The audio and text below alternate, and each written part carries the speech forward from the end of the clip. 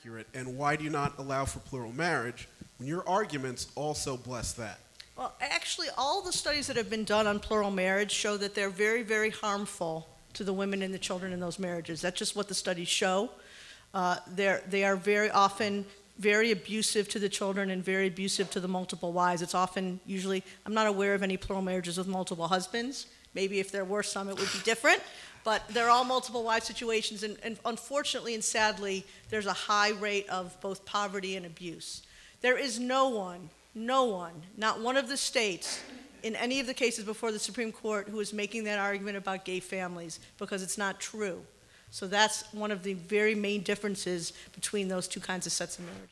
I want to say one thing in response to that, because it strikes me that if there's a fundamental right to marry, and if marriage is about consenting adult romance and caregiving, why are you denying the fundamental right to marry for people who want to have a marriage that looks slightly different than yours? Why are you denying the questioner his fundamental right to marry the two people he loves?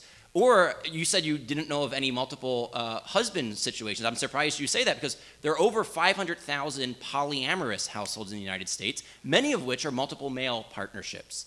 So New York Magazine highlighted a throuple, 3 men who live with each other, love each other. It's not polygamous, it's polyamorous.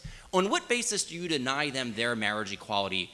If you go to the Supreme Court and you sue for the same-sex couple, why do you deny marriage equality to the same-sex throuple? The way that we got at monogamy was that it's one man and one woman who can unite in the marital act that can create new life. Every new life has one mother and one father.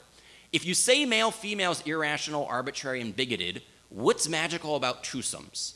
Okay. And why can't 3 people have a consenting adult loving relationship?